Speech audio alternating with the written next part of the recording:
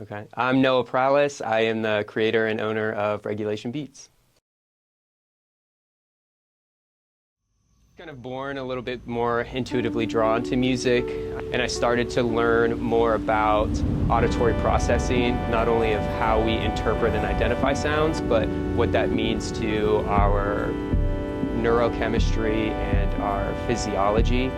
I started to draw a lot of conclusions and connections between what we listen to and the things that we hear and our quality of life in everyday activities. So naturally, my inclination was to get to make beats with my kids at work. And so I just started bringing the tools in, and occupational therapy is great because it's very flexible as far as the interventions that you get to choose.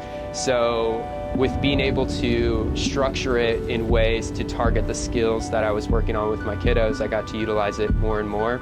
And from there, it really just kind of snowballed into a bunch of different initiatives and targets and interventions and worksheets that kind of are the summation of what Regulation Beats is now as a program. So I work with them through an assisted music production process that incorporates all of these things, and they walk away with the experience that we had, which hopefully primes and trains a lot of these skills. They also walk away with the worksheet that we have, so they have a little tool to remember these things by, as well as the strategies that we typically identify on that worksheet.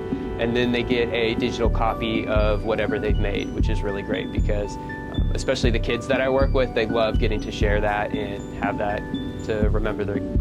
There are a couple different layers to that. One of which is, like I mentioned, the auditory processing aspect of it. So the way that our brain interprets different volumes and levels of sounds, different frequencies of sounds, different placements of sounds, all correlates to how we operate, whether it's our attention, whether it's our emotional experiences, whether it's our ability to be productive in the environment. Creating songs that are transcriptions of emotional states. So we look at what are the components of an emotional state. We'll start with that by going through some mindfulness and education.